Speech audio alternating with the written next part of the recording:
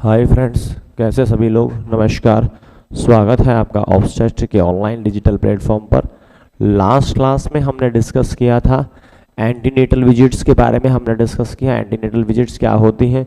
उसके अलावा हमने डिस्कस किया था क्राउन रंब लैंप के बारे में, क्राउन हील लेंथ के बारे में, जॉनसन फार्मूला जो कि वेट को कैलकुलेट करने में काम आता है, यह हमने डिस्कस किया।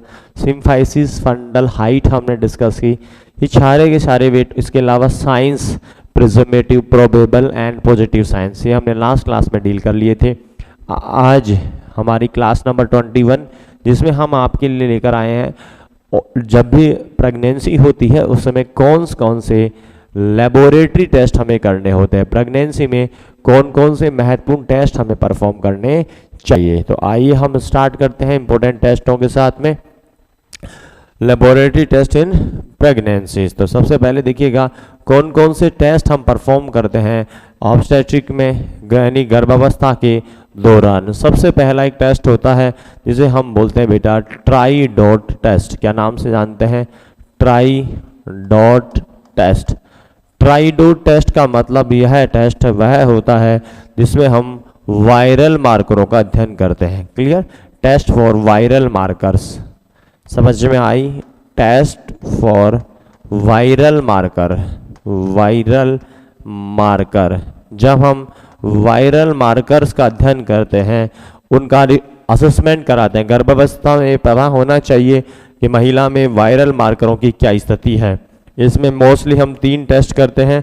पहला करते हैं that is HBsAg, hepatitis B की एंटीबॉडी चेक करते हैं। HCV वायरस हम चेक करते हैं और HIV चेक करते हैं। क्लियर? इसमें हम 3 टेस्ट करवाते हैं, हेपेटाइटिस बी के लिए, हेपेटाइटिस सी के लिए और HIV के लिए। इन तीनों को हम ट्राइडोट टेस्ट या वायरल मार्कर टेस्ट के नाम से जानते हैं। यह गर्भावस्था में होना चाहिए। इसके साथ में कुछ बातें भी ध्यान में रखनी होती हैं, जैसे अब अगर इसमें महिला पॉजिटिव है, if viral marker positive, if viral marker positive मतलब अगर महिला में hepatitis B, hepatitis C, HIV पॉजिटिव है, रिट्रो भी बोलते हैं इसे रिट्रो भी बोला जाता है। रिट्रो बोले तो HIV यानी रिट्रो पॉजिटिव। तो अगर वायरल मार्कर पॉजिटिव आते हैं तो उस समय क्या क्या ध्यान आपको रखना होगा, याद रखिएगा। इस दौरान अगर महिला वायरल मार्कर से पॉजिटिव है तो आपको यूज करना होगा यूनिवर्सल प्रिकॉशंस। क्या काम में लेना होगा? Universal precaution. जब भी आप डिलीवरी करवा रहे हैं तो आपको यूनिवर्सल प्रिकॉशन का ध्यान रखना होगा। इसके अलावा अर्ली अम्बलाइकल कॉर्ड कटिंग करवाते हैं। Early umbilical cord cutting, early umbilical cord cutting. हम वेट नहीं करते हैं कि महिला में अम्बलाइकल कॉर्ड को बाद में काटा जाए, वेट कर नहीं करेंगे, अर्ली अम्बलाइकल कॉर्ड कटिंग की जाती है। इसके अलावा यहाँ आप यूज करेंगे barrier nursing, use barrier nursing. Barrier nursing का मतलब है खुद को इन्फेक्शन से बचाना। Clear? Protect, protect himself, protect himself from, protect himself from infection. आप खुद को इन्फेक्शन से बचा रहे हैं, यह बैरियर नर्सिंग कहलाता है। जिसमें हम क्या क्या करते हैं? वियरिंग द ग्लव्स, ग्लव्स को पहनना, गॉगल्स को पहनना, मास्क पहनना, कैप पहनना, शू कवर पहनना, गाउन पहनना या आजकल PPE किट पहनना। ये सब चीज़ें हमारे किसके भाग होते हैं? बैरियर नर्सिंग के, ताकि हम खुद को बचा सके इन्फेक्शन से। क्लियर? तो पहला टेस्ट है जो गर्भावस्था में करना चाहिए, उसका नाम मैंने बोला ट्राइडोट टेस्ट। उसमें हम वायरल मार्करों का पता लगाते हैं, हेपेटाइटिस सी, हेपेटाइटिस बी और HIV। अगर महिलाएं ये पॉजिटिव है तो आपको यूनिवर्सल प्रिकॉशन काम में लेने होंगे। अम्बलाइकल कॉर्ड को जल्दी काटना होगा ताकि इन्फेक्शन की संभावना बच्चे में कम रहे। इसके अलावा आपको बैरियर नर्सिंग का इस्तेमाल करना होगा। बैरियर नर्सिंग का मतलब खुद को इन्फेक्शन से बचाने के लिए जो हम करते हैं वो सब बैरियर नर्सिंग में आते हैं। जैसे ग्लव्स पहनना, गॉगल्स पहनना, मास्क पहनना, शू कवर पहनना, पीपी किट का पहनना। क्लियर। चलिए उसके बाद दूसरा टेस्ट होता है, सेकंड लेबोरेटरी टेस्ट आप यहाँ करवा सकते हैं, उसका नाम है alpha fetoprotein level. Alpha fetoprotein, alpha fetoprotein level, इसका चेकअप भी किया जाता है। अल्फा फीटोप्रोटीन लेवल, आपने इसकी शॉर्ट फॉर्म सुनी होगी अल्फा फीटोप्रोटीन, यह हम चेक करते हैं अल्फा फीटोप्रोटीन लेवल। चलिए इसमें क्या क्या चेक किया जाता है अल्फा फीटोप्रोटीन लेवल में। सबसे पहले अल्फा फीटोप्रोटीन लेवल जो बेटा जी होता है, यह दो प्रकार का होता है। इसमें पहला प्रकार होता है इसमें maternal serum alpha fetoprotein level होता है, मतलब हम माता जी का असेसमेंट यहाँ कर रहे हैं। क्लियर। इसे हम क्या बोलेंगे, मैटरनल सीरम अल्फा फीटोप्रोटीन। यह कब चेक किया जाता है, यह हम चेक करते हैं, यह लेवल असेस करते हैं एट 32 वीक, 32 सप्ताह पर यह चेक किया जाएगा maternal serum alpha fetoprotein level. दूसरा होता है एमनियोटिक अल्फा फीटोप्रोटीन लेवल, यानी ये बच्चे में होगा आमनियोटिक अल्फा फीटोप्रोटीन, और यह चेक करते हैं 13 से 18 वीक के दौरान। ये कब चेक करेंगे, एट 13 से 18 वीक ऑफ गेस्टेशन, उस समय ये चेक किया जाता है। पहले वाला 32 पे और दूसरे वाला 13 से 18 पर। याद करिएगा, आपसे कोई पूछे कि अल्फा फीटोप्रोटीन लेवल बनती किससे है, याद रखिएगा अल्फा फीटोप्रोटीन यह प्रोड्यूस की जाती है, प्रोड्यूस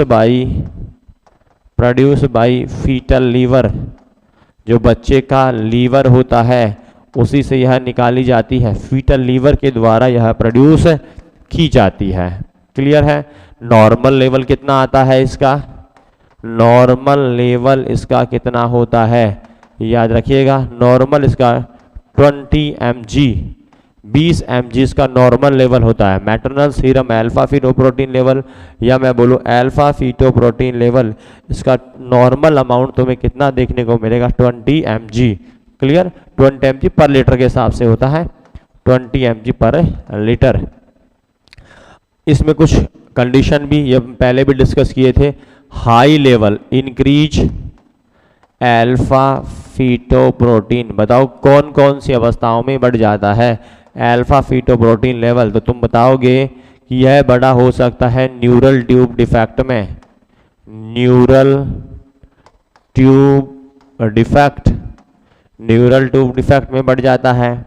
इसके अलावा स्पाइना बाइफिडा में बढ़ जाता है। इसके अलावा फोलिक एसिड डेफिशिएंसी में, या जिंक डेफिशिएंसी। हालांकि मैं ऐसा भी बोलूँगा कि फोलिक एसिड और जिंक डेफिशिएंसी से ही क्या देखने को मिलता है, न्यूरल ट्यूब डिफेक्ट या स्पाइना बाइफिडा। इन दोनों कंडीशन के लिए कौन जिम्मेदार होता है, न्यूरल ट्यूब डिफेक्ट और स्पाइना बाइफिडा के लिए कौन जिम्मेदार होता है, ये दोनों, यही दोनों इसे कोज करती हैं। कोई बोले कि न्यूरल ट्यूब डिफेक्ट का मेन कारण बताओ, तुम बोलोगे फोलिक एसिड डेफिशिएंसी या जिंक डेफिशिएंसी, इनसे ही न्यूरल ट्यूब डिफेक्ट या स्पाइना बाइफिडा देखा गया है। इसीलिए गर्भावस्था में इनकी डोज बढ़ा देते हैं। याद रखिएगा, increase RDA recommended daily allowances of folic acid and zinc in pregnancy. गर्भावस्था में इन दोनों को ज़्यादा लेना होता है। जैसे देखिएगा क्या क्या लेवल इनका होता है, फोलिक एसिड नॉन प्रेगनेंसी में, जब तक महिला प्रेग्नेंट नहीं है उस समय कितना देते हैं, और प्रेगनेंसी में कितना देते हैं। चलिए तो बता रहा हूँ मैं, फोलिक एसिड तुम्हें नॉर्मल देना होगा 10 mg और गर्भावस्था में देना होगा 14 mg। पर डे के हिसाब से दिया जाता है। क्लियर। और जिंक जो तुम्हारा है यह हम देते हैं 15 से 20 mg पर डे के हिसाब से, और यह दिया जाएगा 20 से 25 mg per day. That means आपको दिखाई दे रहा होगा कि जब महिला प्रेग्नेंट हो जाती है उस प्रेगनेंसी की अवस्था में हम आयरन, फॉलिक एसिड और जिंक इनका लेवल बढ़ा देते हैं, इनका लेवल ज़्यादा दिया जाएगा। क्लियर।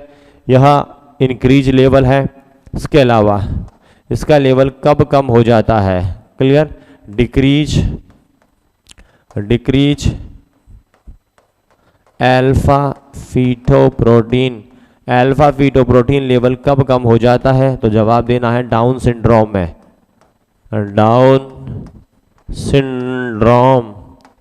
डाउन सिंड्रोम में। क्लियर। और यह कार्डियक एब्नॉर्मलिटीज भी कोज करता है। Clear. It leads cardiac abnormalities, it leads cardiac problem. जिस बच्चे में डाउन सिंड्रोम है उसमें कार्डियक प्रॉब्लम होने की संभावना बढ़ जाती है, उसमें कार्डियक प्रॉब्लम्स ज़्यादा देखी जाती हैं। क्लियर।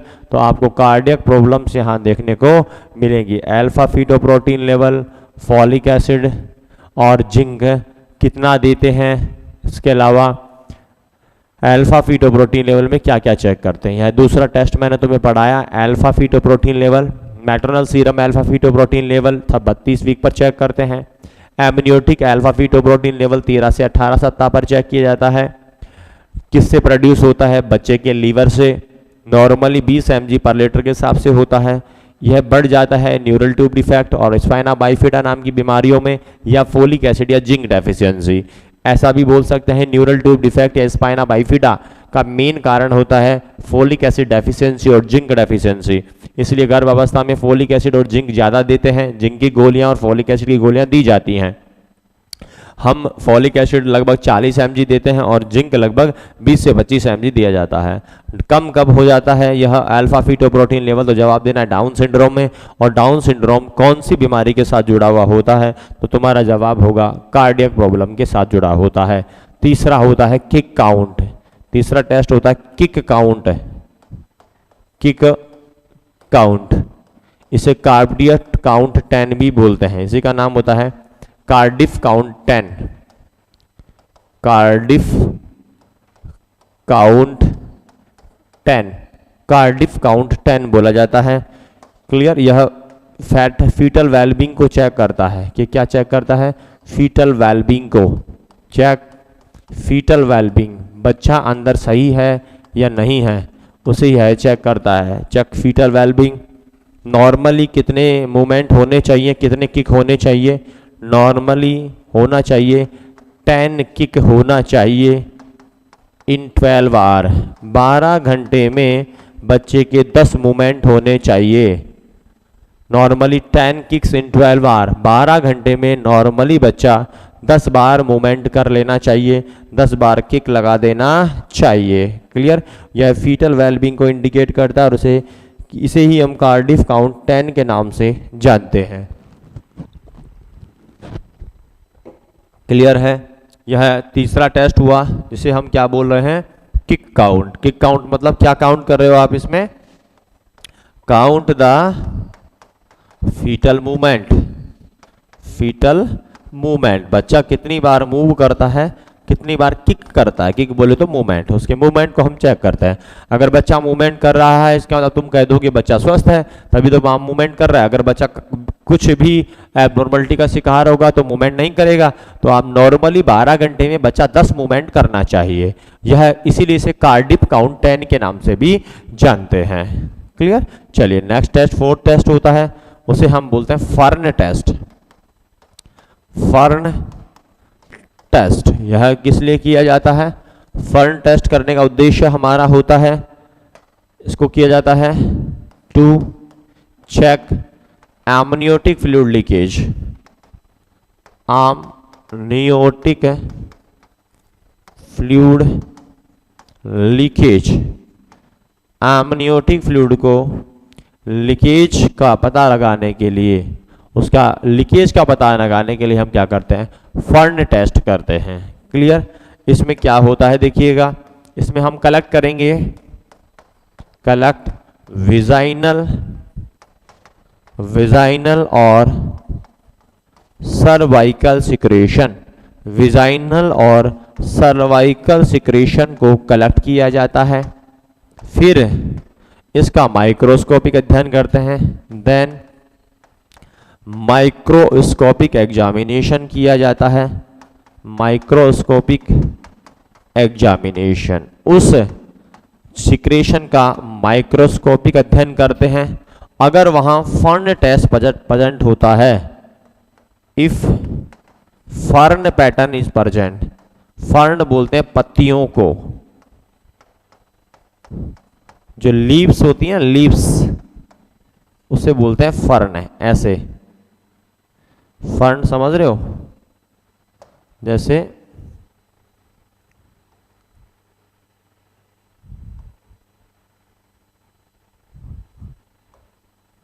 पत्तियों के आकार के, तो फर्न पैटर्न अगर है, if fern pattern, if fern pattern present, अगर ऐसा पैटर्न नजर आता है, पत्तियों के समान पैटर्न नजर आता है, तो यह इंडिकेट करेगा, इंडिकेट आमनियोटिक लीकेज, यह आमनियोटिक लीकेज को बताता है, यह बताएगा एमनियोटिक फ्लूइड लीकेज हो चुका है। क्लियर। तो फर्न टेस्ट जो होता है, याद रखिएगा, यह आमनियोटिक फ्लूइड के लीकेज के लिए हम पता करते हैं, और इसमें अगर फर्न प्रेजेंट होता है तो यह इंडिकेट करता है तुम्हें क्या, कि जो पर्सन है उसमें क्या हो गया है, उसमें एमनियोटिक फ्लूइड लीकेज है। क्लियर। इसके अलावा नेक्स्ट टेस्ट हम कर सकते हैं, that is known as nitrazine test, nitrazine strip test, nitrazine strip test, यह भी आमनियोटिक फ्लूइड लीकेज को ही चेक करता है। क्या चेक करता है, यह भी चेक करेगा, check amniotic fluid leakage, amniotic fluid leakage, amniotic fluid leakage को ही यह चेक करता है कि आपका एमनियोटिक फ्लूइड लीकेज तो नहीं है। इसमें क्या करना है, याद रखिएगा, क्लियर, कलेक्ट करना है वही सिक्रेशन, कलेक्ट विजाइनल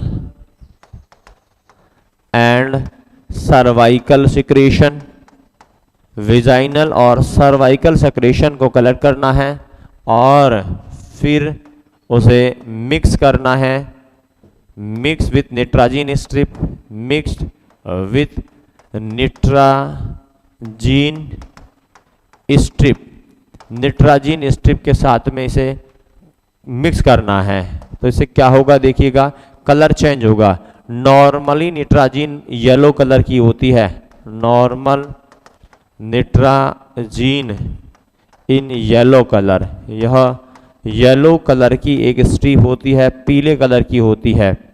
अगर एमनियोटिक फ्लूइड प्रेजेंट हुआ तो यह कन्वर्ट हो जाएगी ब्लू कलर में, कन्वर्ट इनटू ब्लू कलर।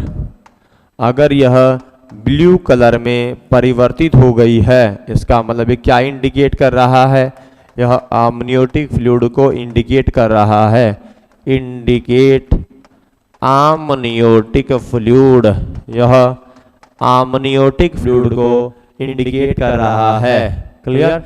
किसको इंडिकेट कर रहा है, आमनियोटिक फ्लूइड को। क्लियर। निट्राजीन स्ट्रिप में एमनियोटिक फ्लूइड लीकेज चेक करते हैं, विजाइनल और सर्वाइकल सिक्रेशन लेंगे, निट्राजीन स्ट्रिप को उसमें डालेंगे, येलो कलर की स्ट्रिप ब्लू कलर में बदल जाए, इसका मतलब एमनियोटिक फ्लूइड प्रेजेंट है। क्लियर। इसके बाद में नेक्स्ट होता है एनएसटी, नॉन, एक और बातें हम यहां करेंगे एमनियोटिक फ्लूइड लीकेज से संबंधित। एक मैं बात करूंगा पीआरओ है, premature rupture of membrane, premature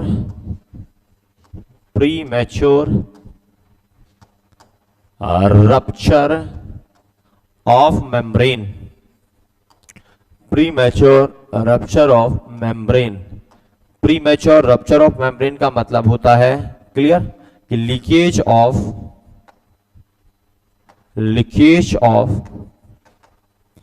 amniotic fluid by rupture of amniotic membrane before completion of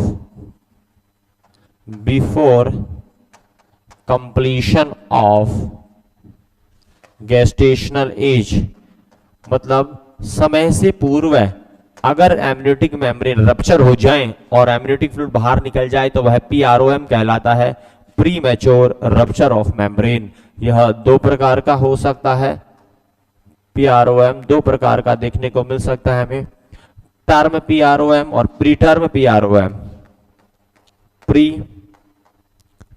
term PROM और term PROM, pre mature rupture of membrane. सबसे पहले प्री टर्म कैसे होगा, याद रखिएगा, यह प्री टर्म है तो मैं बोलूंगा premature rupture of membrane before 37 week. 37 week से पहले अगर रप्चर हो जाती हैं तो मैं बोल दूंगा यह क्या हो गया, प्री टर्म। टर्म की मैं बात करूं तो यहां रप्चर ऑफ मेम्ब्रेन होगी, rupture of membrane after 37 week है, मतलब टर्म है 37, बट बिफोर लेबर, डिलीवरी से पहले। कोई जरूरी नहीं है कि 37 पर एग्जैक्ट डिलीवरी हो जावे, तो हो सकता है आपकी कुछ समय और लेवे। तो अगर आपका 37 सप्ताह पहले हो रहा है तो प्रीटर्म कहलाएगा, और 37 वीक बाद और लेबर के ऑनसेट होने से पहले हो रहा हो, clear, before onset of labour, clear, before onset ले सकते हो उसे, before onset of labour, labour प्रारंभ होने से पहले, before onset of labour, onset of labour. तो यह अवस्था क्या कहलाएगी, टर्म कहलाएगी। मतलब समय तो पूरा ले रहा है, 37 सप्ताह हो गए इसके, लेकिन अभी तक लेबर स्टार्ट नहीं हुआ है। तो दो प्रकार का हो सकता है PROM, टर्म PROM और प्री टर्म PROM। ऐसा ही एक होता है AROM, artificial rupture of membrane, इसे अमनियोटोमी भी बोलते हैं। Artificial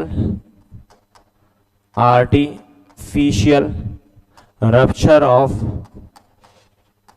membrane, artificial rupture of membrane, इसी का दूसरा नाम होता है अमनियोटोमी, ऑल्सो कॉल्ड एज अमनियोटोमी, इसे हम अमनियोटोमी बोलते हैं, क्लियर। तो यह कब करते हैं और क्या है यह, तो यह मैं बोलूंगा रप्चर द मेम्ब्रेन्स आर्टिफिशियली, हमारे द्वारा, आर्टिफिशियली बाय हेल्थ वर्कर, जो हेल्थ वर्कर है, जो स्टाफ है, उसके द्वारा अगर एमनियोटिक मेम्ब्रेन को रप्चर किया जाता है तो वह AROM कहलाता है, आर्टिफिशियल रप्चर ऑफ मेम्ब्रेन। और कब करते हैं तो याद रखिएगा AROM perform when vaginal delivery possible, जब वेजाइनल डिलीवरी की संभावना होती है। अगर वेजाइनल डिलीवरी पॉसिबल है, याद रखिएगा, उसी अवस्था में आप AROM करोगे। अगर वेजाइनल डिलीवरी नहीं हो सकती तो आपको रप्चर ऑफ मेम्ब्रेन नहीं करना है। तो यह चीज़ अभी मैंने तुम्हें एमनियोटिक फ्लूइड लीकेज से संबंध में बताया है, PROM और AROM। अगर समय से पहले अपने आप रप्चर हो जाए तो PROM, और अगर हम रप्चर कर रहे हो तो AROM कहलाएगा। उसके बाद में नेक्स्ट तुम्हारा टेस्ट है, test number 6, NST, non stressed test, non stress test, non stress test, non stress test, यह भी किस चीज़ को इंडिकेट करता है या असिस्ट करता है? फीटल वेलबींग को। असेस फीटल वेलबींग, यह फीटल वेलबींग का ही पता लगाता है। NST non stress test, fetal wellbeing का पता इसके द्वारा लगाया जाता है। क्लियर? क्या करते हैं इसमें देखिएगा, किसके द्वारा करते हैं? तो मैं बोलूँगा यहाँ हम क्या करेंगे, फीटल हार्ट रेट मीज़र की जाती हैं, मीजर बाई कार्डियोटोकोमीटर, इंस्ट्रूमेंट का नाम है कार्डियोटोकोमीटर, कार्डियोटोकोमीटर, कार्डियक टोकोमीटर के द्वारा बच्चे की हार्ट रेट को मीजर किया जाता है। कब करते हैं? इसे परफॉर्म करेंगे आफ्टर 30 वीक, 30 सप्ताह बाद इसे परफॉर्म करते हैं। महिला को कौन सी पोजीशन में देना सुलाना है? सुपाइन पोजीशन में, याद रखिएगा, फीमेल इन सुपाइन पोजीशन, महिला सुपाइन पोजीशन में होगी एंड कार्डियक टोकोमीटर एब्डोमेन पर प्रेस कर देते हैं। प्लेस द कार्डियोटोकोमीटर ऑन एब्डोमेन, महिला को लिटाकर उसके एब्डोमेन पर, बोले तो उसके यूट्रस के आसपास जहां बच्चे की हार्ट रेट हमें मीजर करनी है वहां कार्डियोटोकोमीटर लगा देते हैं। क्लियर? इसमें नॉर्मल होना क्या चाहिए, याद रखिएगा, नॉर्मल एक प्रोसेस है कि नॉर्मली फीटल हार्ट रेट बढ़नी चाहिए। Normally fetal heart rate increase 15 beats per minute, 15 beats per minute बढ़नी चाहिए, 2 टाइम्स इन 20 मिनट्स, 20 मिनट में बच्चे की heart rate 15 beats per minute के हिसाब से बढ़नी चाहिए, मतलब हार्ट बीट बढ़ती हुई नजर आनी चाहिए। याद रखिएगा, जब आप 20 मिनट का इवैल्यूएशन करते हैं तो 20 मिनट में कम से कम बच्चे की हार्ट रेट 2 बार बढ़नी चाहिए। कितनी? 15 बीट्स पर मिनट के हिसाब से। यह नॉर्मल क्राइटेरिया है। अगर मैं इसका रिजल्ट बताऊँ तो इसका रिजल्ट बिल्कुल उल्टा आएगा। याद रखिएगा, यहाँ से सवाल भी बनता है। अगर मैं बोलूँ कि यह जो टेस्ट है यह रिएक्टिव है, रीअश्योरिंग है, नेगेटिव है, इसका मतलब बच्चा नॉर्मल है, और नेगेटिव को ही यहाँ हम क्या बोलते हैं? नॉर्मल। इसका मतलब फीटल वेलबींग, बच्चा नॉर्मल है। इन चारों अवस्थाओं को हम बोलते हैं, याद रखिएगा, फीटल वेलबींग। इसका मतलब बच्चा ठीक है, fetal well inside the uterus. इस अवस्था में तुम बोलोगे कि बच्चा कुशल मंगल है यूट्रस में। अगर टेस्ट का रिजल्ट रिएक्टिव आता है, रीअश्योरिंग आता है, नेगेटिव आता है या नॉर्मल आता है। क्लियर? इसके अलावा अगर रिजल्ट आता है नॉन रिएक्टिव, रिजल्ट आता है नॉन रिएक्टिव, नॉन रीअश्योरिंग या पॉजिटिव, यानी यहाँ नेगेटिव का मतलब नॉर्मल है और पॉजिटिव का मतलब एबनॉर्मल है। इसका मतलब बच्चा अंदर ठीक नहीं है। याद रखिएगा, इसका मतलब होता है fetus not well inside the uterus, fetus not well inside the uterus, बच्चा यूट्रस के अंदर कुशल मंगल नहीं है, स्वस्थ नहीं है, इस चीज को इंडिकेट कर रहा है। तो 2 प्रकार के टेस्ट यहाँ 2 प्रकार के रिजल्ट चेक करते हैं, रिएक्टिव, रीअश्योरिंग, नॉर्मल, नेगेटिव, मतलब बच्चा चंगा है अंदर, non reactive, non reassuring, positive या एबनॉर्मल, मतलब बच्चा अंदर ठीक नहीं है। यह नॉन स्ट्रेस टेस्ट होता है जो 32 सप्ताह बाद करते हैं। बच्चे की हार्ट रेट को चेक करते हैं ताकि वेलबींग का पता लगा सके।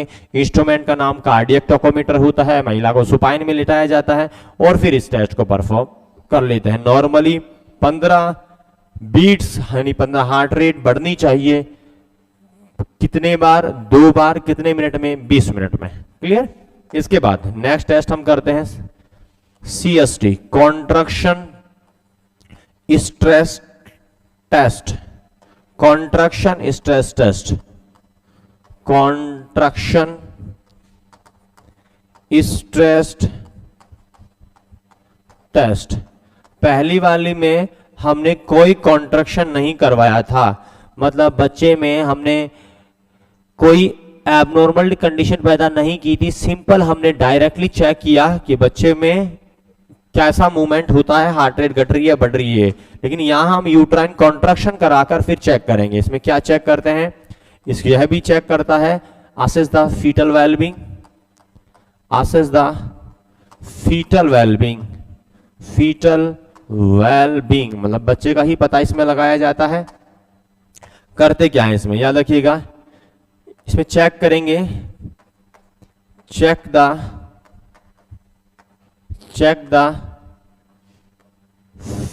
फीटल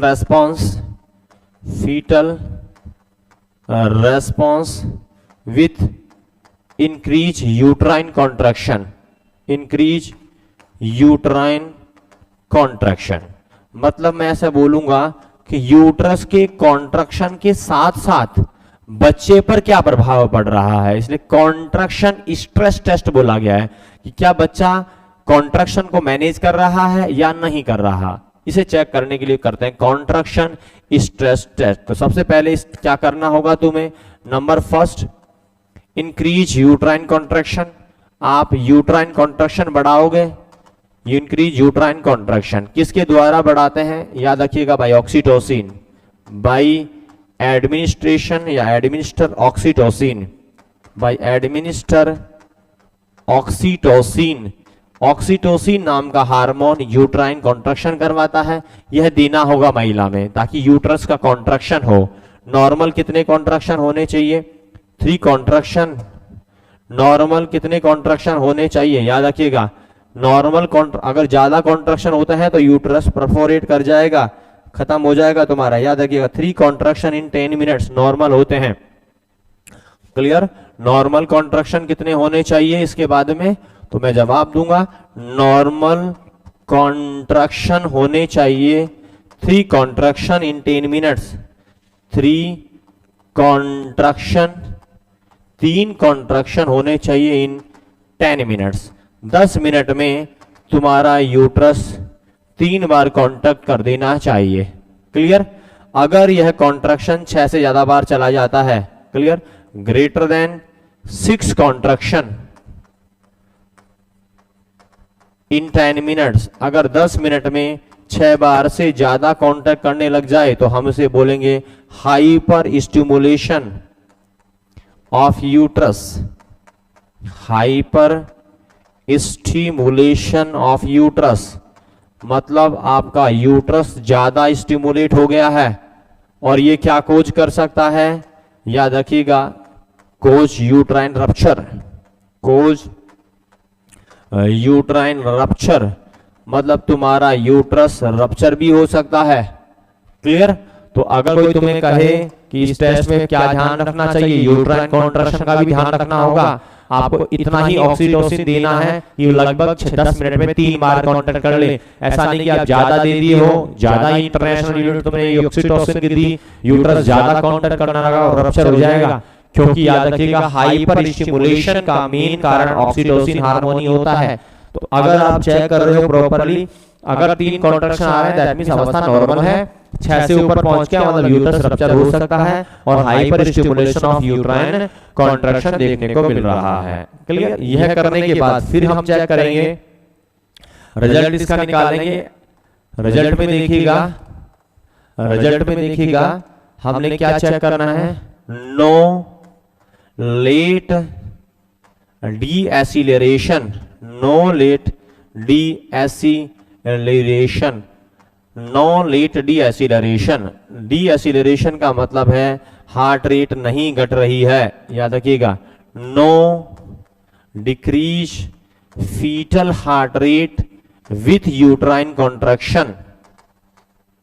मतलब कहने का यह है कि जब हमने यूट्रस को कॉन्ट्रैक्ट करवाया इसके बाद भी बच्चे की हार्ट रेट घट नहीं रही है, नॉट डीएसिलरेशन, नॉट लेट डीएसिलरेशन। आपकी बच्चे की जो हार्ट रेट है वह घटती हुई नजर नहीं आ रही है। आप बोलोगे नो लेट डीएसिलरेशन, मतलब हार्ट रेट यूट्राइन कॉन्ट्रैक्शन के साथ नहीं घट रही है।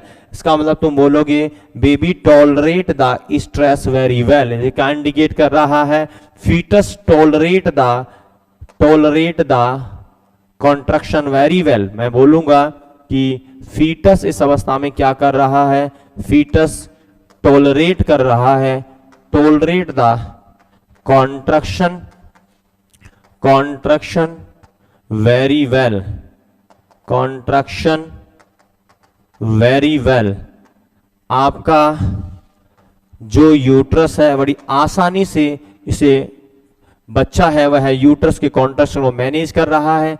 इसका मतलब fetal well in the uterus, fetal अच्छा है, चंगा है, वेल इन द यूट्रस, मतलब अच्छा अंदर स्वस्थ है, चिंता करने की बात नहीं है। अगर दूसरी अवस्था की मैं बात करूं तो मैं बोलूंगा clear, late deceleration, late deceleration, late deceleration present, मतलब बच्चे की हार्ट रेट कॉन्ट्रैक्शन के साथ घट रही है। जैसे यूट्रस कॉन्ट्रैक्ट करता है बच्चे की हार्ट रेट घट जाती है, तो मैं बोलूंगा decrease fetal heart rate with uterine contraction. जैसे ही यूट्रस कॉन्ट्रैक्ट करता है आपके बच्चे की हार्ट रेट घटने लग जाती है। इसका मतलब बच्चा वेरी वेल मैनेज नहीं कर पा रहा है। ये क्या इंडिकेट करेगा? That means fetus not tolerate contraction, not tolerate uterine contraction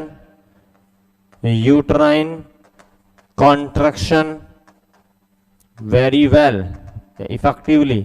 क्योंकि अगर डिलीवरी जिस दिन होगी उस दिन यूट्रस कॉन्ट्रैक्ट करेगा, और जिस दिन कॉन्ट्रैक्ट करेगा मतलब बच्चा उसे मैनेज नहीं कर पाएगा और हार्ट रेट कम हो रही है, मतलब मरने की संभावना है। इसका मतलब बच्चे में कोई ना कोई एबनॉर्मलिटी है। तो मैं बोलूंगा fetus not well inside the uterus, इसका मतलब बच्चा स्वस्थ नहीं है, यूट्रस के अंदर कोई ना कोई उसे एबनॉर्मलिटीज है। ये सातों के सातों टेस्ट जो मैंने बताए तुम्हें, ये हम एक लेबोरेटरी टेस्ट के रूप में नॉर्मल प्रेगनेंसी में परफॉर्म करते हैं। नॉर्मल प्रेगनेंसी को देखने के लिए हम ये टेस्ट परफॉर्म किया जाता है। कौन कौन से टेस्टों की मैंने बात की है देखिएगा। क्विक रिव्यूज, सबसे पहला मैंने डिस्कस किया पहला टेस्ट ट्राइडोट टेस्ट, जिसमें हमने 3 टेस्टों का जिक्र यहाँ किया है। ट्राइडोट टेस्ट का मतलब वायरल मार्कर होता है, हेपेटाइटिस सी, हेपेटाइटिस बी और एचआईवी। एचआईवी का ही दूसरा नाम रिट्रोवायरस मैंने बताया। यह भी तुम्हें बताया कि अगर व्यक्ति इस अवस्था में पॉजिटिव पाया जाता है आपको क्या करना होगा? यूनिवर्सल प्रिकॉशन का इस्तेमाल करना होगा, अम्लाइकल कोड को जल्दी काटना होगा, बैरियर नर्सिंग का इस्तेमाल करना होगा, मतलब खुद की रक्षा करनी होगी, पीपी किट पहनकर, ग्लव्स पहनकर, मास्क पहनकर, गाउन पहनकर, ये करके। क्लियर। दूसरा alpha fetoprotein level, alpha fetoprotein level में maternal serum alpha fetoprotein level 32 सप्ताह के आसपास चेक करते हैं, और एमनियोटिक अल्फा फीटोप्रोटीन लेवल 13 से 18 सप्ताह के दौरान चेक करते हैं। क्लियर। अल्फा फीटोप्रोटीन लेवल किससे प्रोड्यूस होती है? तो याद रखना फीटल लीवर से प्रोड्यूस होती है। कितना नॉर्मल है? 20 mg पर लीटर के हिसाब से। कब बढ़ जाती है? न्यूरल ट्यूब डिफेक्ट में, स्पाइना बाइफिडा में, जिंक डेफिशिएंसी या फोलिक एसिड डेफिशिएंसी। कोई पूछे न्यूरल ट्यूब डिफेक्ट का मेन कारण क्या होता है, तो भी तुम्हें जवाब देना है फोलिक एसिड डेफिशिएंसी या जिंक डेफिशिएंसी। इसीलिए गर्भावस्था में फोलिक एसिड की मात्रा ज्यादा देते हैं, जिंक की मात्रा ज्यादा देते हैं। नॉर्मली फोलिक एसिड 10 mg देते हैं, इसे प्रेगनेंसी में 40 कर देते हैं। जिंक 15 से 20 mg देते हैं, इसे बढ़ाकर 20 से 25 mg कर देते हैं। अल्फा फीटोप्रोटीन लेवल कब कम हो जाता है, तो जवाब देना है डाउन सिंड्रोम नाम की बीमारी में। और डाउन सिंड्रोम में क्या देखने को मिलता है? जिसे डाउन सिंड्रोम होगा उस बच्चे में कार्डियक समस्याएं बढ़ जाती हैं। क्लियर। उसके बाद तीसरा टेस्ट क्या? किक काउंट, इसे कार्डियक काउंट 10 भी बोलते हैं। इसमें बच्चे के मूवमेंट को चेक करते हैं। अगर बच्चा 10 बार मूवमेंट कर रहा है, नॉर्मल 10 मूवमेंट होने चाहिए 12 घंटे में, इसका मतलब नॉर्मल है, ये चेक करते हैं। क्लियर। इसके अलावा फर्न टेस्ट, यह क्या किया जाता है, एमनियोटिक फ्लूइड के लीकेज का पता लगाने के लिए फर्न टेस्ट करते हैं। फर्न का मतलब पत्ती के आकार का स्ट्रक्चर हो जाना, पत्तियां होती पेड़ पौधों की पत्तियां, ऐसा स्ट्रक्चर नजर आता है। इसमें वेजाइनल और सर्वाइकल सिक्रेशन लेते हैं, माइक्रोस्कोप में देखते हैं, अगर पत्तियों के आकार की स्ट्रक्चर तुम्हें नजर आ रही है, इसका मतलब एमनियोटिक फ्लूइड लीकेज प्रेजेंट है। दूसरा हमने किया निट्राजीन स्ट्रिप, यह स्ट्रिप नॉर्मली येलो कलर की होती है, यहां हम सिक्रेशन लेते हैं वेजाइनल और सर्वाइकल सिक्रेशन, उसमें निट्राजीन स्ट्रिप को डिप करेंगे, फिर कलर चेंज देखेंगे, अगर ब्लू कलर में परिवर्तित हो जाती है येलो कलर की स्ट्रिप, इसका मतलब एमनियोटिक फ्लूइड लीकेज प्रेजेंट है। यह हमने निट्राजीन स्ट्रिप टेस्ट किया। दोनों ही टेस्ट किस काम आ रहे हैं, एमनियोटिक फ्लूइड लीकेज का पता लगाने के लिए। इसके अलावा यहीं से मैंने 2 और पॉइंट तुम्हें बताए, एक PROM एक AROM, premature rupture of membrane. Amniotic fluid की जो मेम्ब्रेन होती है वह समय से पहले रप्चर हो जाए तो उसे PROM कह देते हैं। 2 प्रकार का हो सकता है, प्री टर्म और टर्म। अगर 37 सप्ताह पहले ही कभी रप्चर हो गया तो वह प्री टर्म कहलाएगा, लेकिन 37 सप्ताह बाद हो रहा है लेकिन लेबर स्टार्ट होने से पहले हो रहा है तो यह टर्म PROM कहलाएगा। एक AROM होता है, मतलब आर्टिफिशियल रप्चर ऑफ मेम्ब्रेन। यह हेल्थ वर्कर खुद आपका एमनियोटिक जो फ्लूइड है उसे निकालने के लिए, ताकि डिलीवरी अच्छे से हो जाए, क्योंकि एमनियोटिक फ्लूइड लीकेज जब होता है तो डिलीवरी आसानी से हो जाती है, वह रास्ता चिकना बना देता है तो बच्चे आराम से डिलीवर्ड हो जाता है। तो आपका जब वेजाइनल डिलीवरी की संभावना होती है तो हम कई बार जब मेम्ब्रेन रप्चर नहीं होती तो हम रप्चर कर देते हैं, तो खुद जब रप्चर करते हैं तो उसे AROM बोलेंगे, artificial rupture of membrane. Vaginal delivery संभव हो तभी उसी अवस्था में हमें ये करना होता है, AROM artificial rupture of membrane. इसी का नाम क्या होता है, दूसरा नाम मैंने बताया अम्नियोटॉमी। क्लियर। इसके अलावा 2 टेस्ट हम बच्चे की हार्ट रेट को चेक करते हैं ताकि वेलबींग का पता लगा सके कि बच्चा स्वस्थ है कि नहीं है। पहला होता है NST नॉन स्ट्रेस टेस्ट, इसमें किसी प्रकार का कोई हम कॉन्ट्रैक्शन नहीं कराते हैं, डायरेक्ट बच्चे की फीटल मूवमेंट को चेक करते हैं, फीटल हार्ट रेट को चेक करते हैं, कार्डियो टोकोमीटर की सहायता से करते हैं, महिला को सुपाइन पोजीशन में लिटा देते हैं, कार्डियो टोकोमीटर एब्डोमेन पे लगा देते हैं और यह चेक करते रहते हैं। अगर नॉर्मल में बात करूं तो मैं बोलूंगा बच्चे की हार्ट रेट 20 मिनट में 2 बार बढ़नी चाहिए 15 मिनट पर मिनट के हिसाब से। अगर नहीं बढ़ रही है इसका मतलब बच्चा ठीक नहीं है। अगर हम यहाँ चेक करें रिएक्टिव है, रिएश्योर्ड है, ये वर्ड याद रखना NNRR, रिएक्टिव, रिएश्योरिंग, नॉर्मल, नेगेटिव, मतलब बच्चा स्वस्थ है अंदर। यहाँ रिएक्टिव का मतलब नॉर्मल, रिएश्योरेंस का मतलब नॉर्मल, नेगेटिव का मतलब नॉर्मल और नॉर्मल तो आगे है ही। अगर नॉन रिएक्टिव आता है, नॉन रिएश्योरिंग आता है, टेस्ट पॉजिटिव आता है, यानी बच्चा अंदर स्वस्थ नहीं है। दूसरा कॉन्ट्रैक्शन स्ट्रेस टेस्ट, यहाँ भी हम बच्चे की हार्ट रेट को ही चेक करते हैं लेकिन कॉन्ट्रैक्शन के साथ चेक करते हैं। यूट्रस को कॉन्ट्रैक्ट करवाएंगे फिर चेक करेंगे हार्ट रेट पे क्या बदलाव आ रहा है, इसलिए कॉन्ट्रैक्शन स्ट्रेस टेस्ट कहा गया है। यहाँ ऑक्सीटोसिन हार्मोन देते हैं जो कॉन्ट्रैक्ट यूट्रस को कॉन्ट्रैक्ट करवाएगा। 3 कॉन्ट्रैक्शन 10 मिनट में होना नॉर्मल होता है यूट्रस के लिए। 6 से ज्यादा बार कॉन्ट्रैक्ट हो रहा है तो तुम जवाब दे देना हाइपर स्टिमुलेशन हो गया है यूट्रस का, कभी भी रप्चर हो सकता है। क्लियर। फिर हमने टेस्ट करना होता है, टेस्ट में क्या करना है तुम्हें याद रखिएगा, अगर तुमने देखा कि कॉन्ट्रैक्शन के साथ में बच्चे की हार्ट रेट घट नहीं रही है, नॉर्मल है, मतलब बच्चा उस कॉन्ट्रैक्शन के स्ट्रेस को टॉलरेट कर पा रहा है, उसकी हार्ट रेट पर प्रभाव नहीं आ रहा, इसका मतलब बच्चा स्वस्थ है अंदर।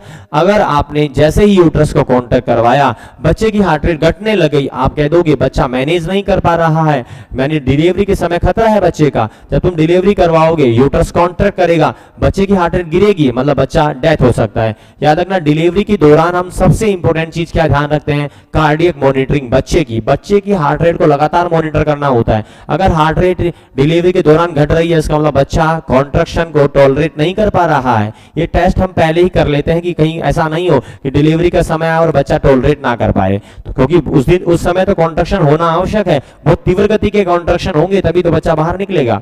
तो ये चीज चेक करी जाती है और उसके लिए वर्ड का काम में लेते हैं डीएसिलरेशन। डीएसिलरेशन का मतलब वेट का, आपके हार्ट रेट का कम हो जाना। तो डीएसिलरेशन प्रेजेंट मतलब हार्ट रेट घट रही है, डीएसिलरेशन प्रेजेंट नहीं है इसका मतलब हार्ट रेट नहीं घट रही। तो डीएसिलरेशन प्रेजेंट का मतलब बच्चा अच्छा नहीं है, स्वस्थ नहीं है, डीएसिलरेशन प्रेजेंट नहीं है इसका मतलब बच्चा स्वस्थ है।